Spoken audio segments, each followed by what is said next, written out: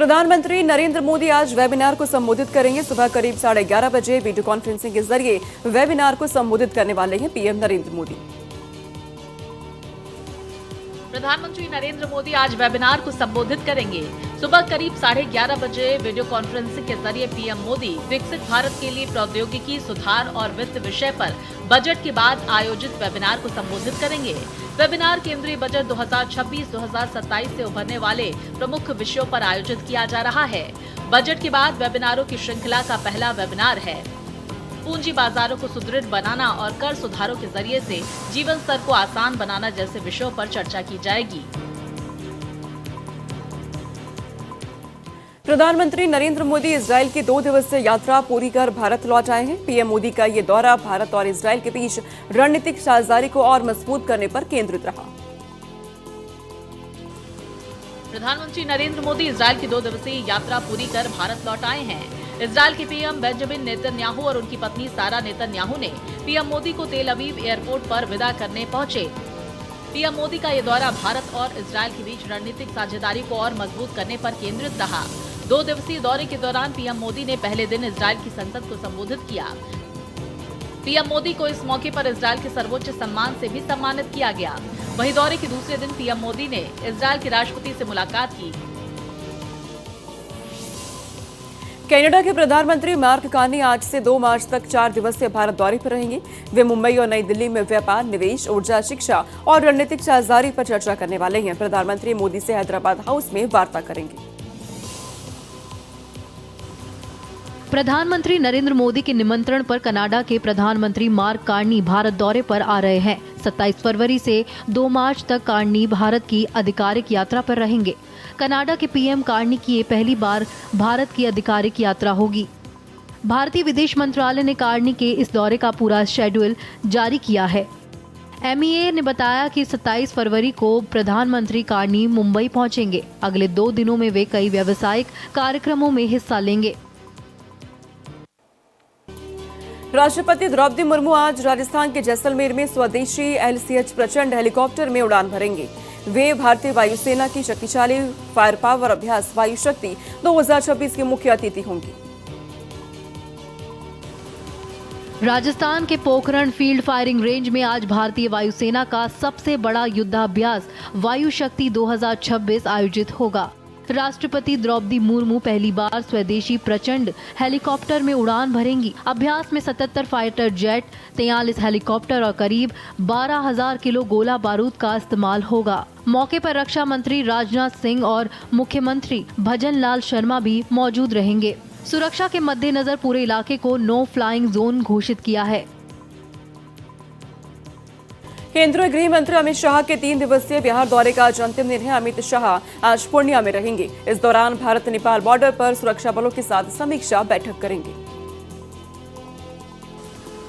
केंद्रीय गृह मंत्री अमित शाह के 3 दिवसीय बिहार दौरे का आज अंतिम दिन है। अमित शाह आज पूर्णिया में रहेंगे। इस दौरान भारत नेपाल बॉर्डर पर सुरक्षा बलों के साथ समीक्षा बैठक करेंगे। वहीं शाह पूर्णिया में सीमावर्ती जिलों से जुड़े मामले पर अधिकारियों के साथ हाई लेवल बैठक करेंगे। उसके बाद दिल्ली के लिए अमित शाह रवाना होंगे। गौरतलब है कि अमित शाह बिहार दौरे के दूसरे दिन अररिया जिले के सीमा चौकी लेट्टी में कार्यक्रम में भागीदारी की। इस दौरान उनका अहम फोकस सीमांचल क्षेत्र और भारत नेपाल बॉर्डर पर सुरक्षा व्यवस्था पर रहा। RSS प्रमुख मोहन भागवत 2 दिवसीय हरियाणा दौरे पर हैं। इस दौरान वे अंबाला और कुरुक्षेत्र में आयोजित 2 कार्यक्रमों में भाग लेंगे।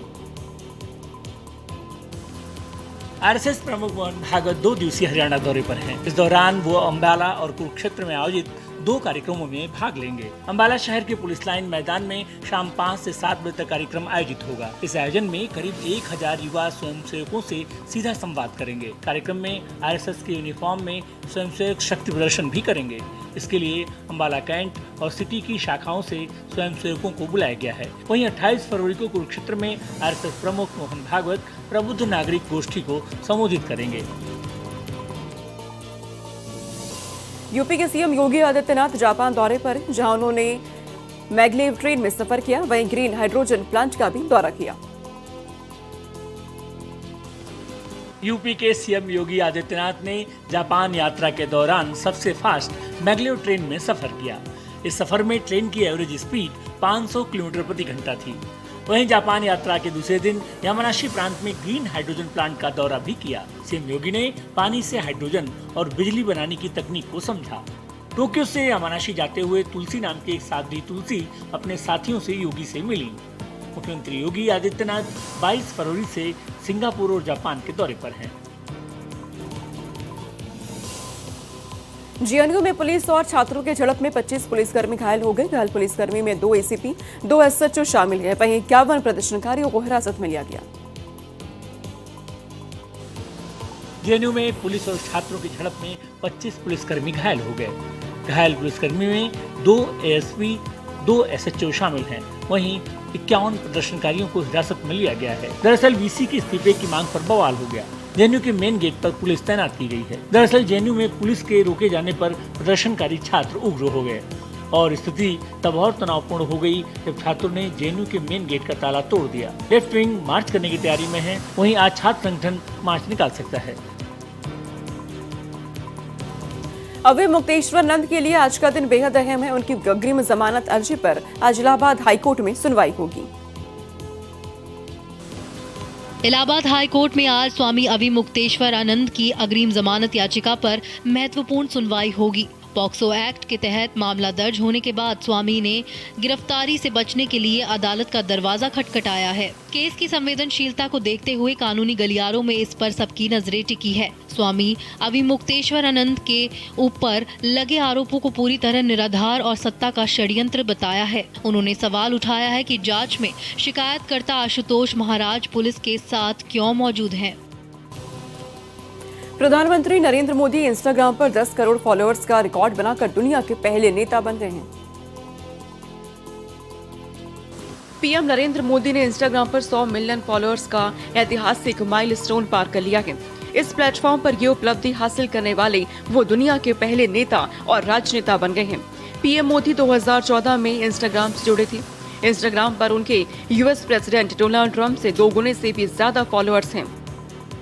मोदी के बाद अमेरिकी राष्ट्रपति डोनाल्ड ट्रंप के 43.2 मिलियन, इंडोनेशिया के राष्ट्रपति प्राबोवो सुबियांतो के 15 मिलियन फॉलोअर्स हैं। यूनाइटेड नेशंस की 55वीं बैठक में भारतीय डिप्लोमेट अनुपमा सिंह ने पाकिस्तान की बोलती बंद कर दी। उन्होंने जम्मू कश्मीर पर कहा कि ये हमेशा भारत का हिस्सा रहेगा। यूएन ह्यूमन राइट काउंसिल की 55वीं बैठक में भारत ने पाकिस्तान और ऑर्गेनाइजेशन ऑफ इस्लामिक कोऑपरेशन की तरफ से जम्मू कश्मीर पर उठाए गए मुद्दों पर तगड़ा पलटवार किया। भारत की फर्स्ट सेक्रेटरी अनुपमा सिंह ने साफ साफ कहा कि पाकिस्तान की ये सारी बातें झूठी प्रोपेगेंडा हैं। उन्होंने जोर देकर कहा कि जम्मू कश्मीर भारत का हमेशा से हिस्सा था, है और रहेगा। अनुपमा सिंह ने हाई लेवल सेगमेंट में भारत की तरफ से राइट ऑफ रिप्लाई का इस्तेमाल करते हुए कहा, हम पाकिस्तान और आईओसी के इन आरोपों को पूरी तरह खारिज करते हैं। राजस्थान में पंचायत और निकाय चुनाव से पहले बड़ा बदलाव किया गया है। राजस्थान में 2 से अधिक संतान वाले भी अब स्थानीय चुनाव लड़ सकेंगे। राजस्थान में पंचायत और निकाय चुनाव से पहले बड़ा बदलाव किया गया है। भजन लाल सरकार ने पंचायत और निकाय चुनाव लड़ने की योग्यता में बड़ा बदलाव किया है। इसके तहत अब राज्य में 2 से अधिक संतान वाले भी स्थानीय चुनाव लड़ सकेंगे, यानी अब 2 से ज्यादा बच्चे वाले भी सरपंच और पार्षद बन सकेंगे। बुधवार को मुख्यमंत्री भजन लाल शर्मा की अध्यक्षता में हुई कैबिनेट बैठक में ये महत्वपूर्ण निर्णय लिया गया है। बिहार के हाजीपुर में डीएम वर्षा सिंह ने दीदी का सिलाई घर का निरीक्षण किया। इस दौरान उन्होंने महिलाओं के संगठित प्रयासों की सराहना की। हाजीपुर डीएम वर्षा सिंह ने गोरोल में जीविका समूह द्वारा संचालित दीदी का सिलाई घर का निरीक्षण किया। इस दौरान डीएम ने महिलाओं के संगठित प्रयासों की सराहना की। निरीक्षण के दौरान उन्होंने सिलाई केंद्र की व्यवस्थाओं का जायजा लिया और वहां कार्यरत जीविका दीदियों से संवाद कर उनके कार्यों की सराहना की। बता दें कि सिलाई घर में कुल 350 सिलाई मशीनें संचालित है, जहां लगभग 400 जीविका दीदियां सिलाई का काम करती है। लखनऊ विश्वविद्यालय में फूड क्वालिटी को लेकर बवाल हो गया। दूषित खाने के विरोध में छात्राएं धरने पर बैठ गई और जमकर बवाल किया।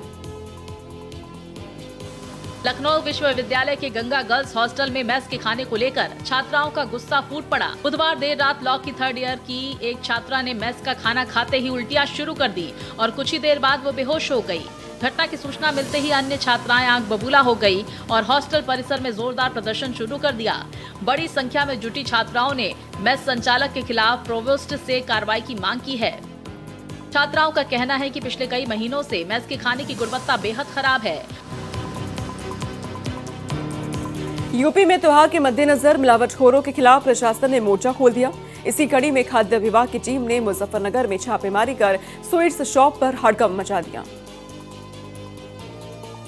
मुजफ्फरनगर में आगामी होली के त्योहार के मद्देनजर मिलावटखोरों के खिलाफ प्रशासन ने मोर्चा खोल दिया गया। चरथावल कस्बे में खाद्य विभाग की टीम ने अचानक छापेमारी की, जिससे मिठाई बेचने वालों में हड़कंप मचा। टीम को देखते ही कई दुकानदार अपनी दुकानों के शटर गिराकर मौके से फरार हो गए। इस दौरान खाद्य विभाग के क्लासिक स्वीट्स पर 250 किलो सफेद रसगुल्ले, 5 किलो मावा और 5 किलो बूंदी के लड्डू में मिलावट देखने को मिली, जिसके बाद उन्हें नष्ट किया गया। खाद्य विभाग ने मिलावटखोरों को साफ संदेश दिया कि त्योहारों के दौरान किसी भी तरह का मिलावटी सामान अगर बेचने की कोशिश की गई तो सख्त कार्रवाई की जाएगी।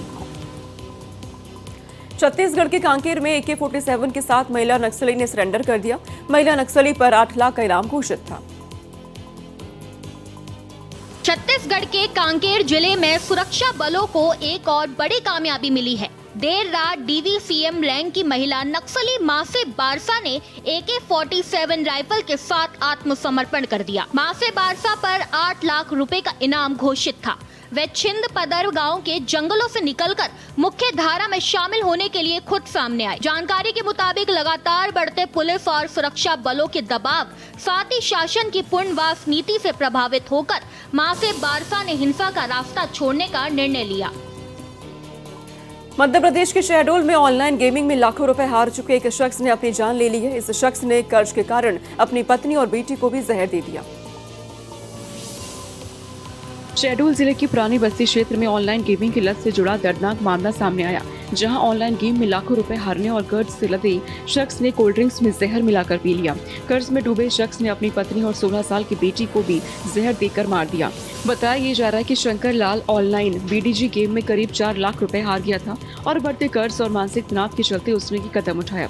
घटना के समय उनका 15 साल का बेटा घर पर मौजूद नहीं था, जिससे वह सुरक्षित बच गया। फिलहाल पुलिस मामले की जाँच कर रही है।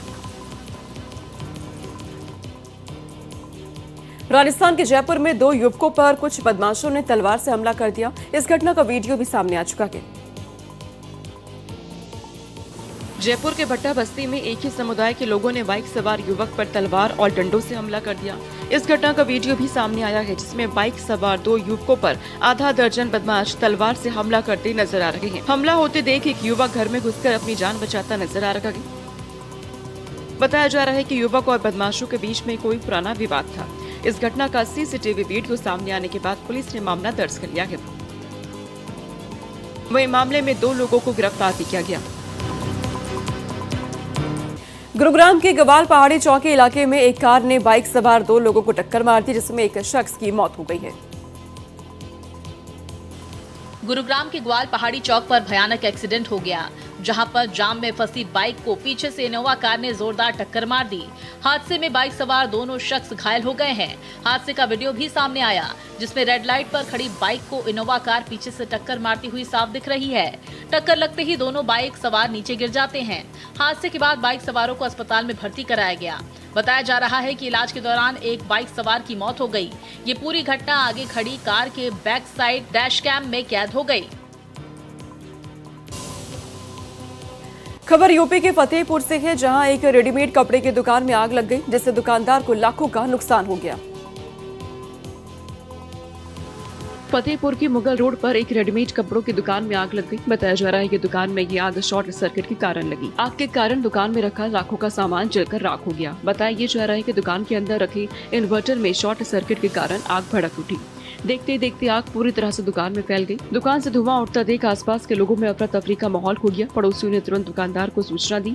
मौके पर पहुंचे दुकानदार ने जैसे ही शटर खोला, आग की लपटें बाहर निकलने लगी। सूचना मिलते ही फायर ब्रिगेड की टीम मौके पर पहुंची और आग बुझाने में जुट गई।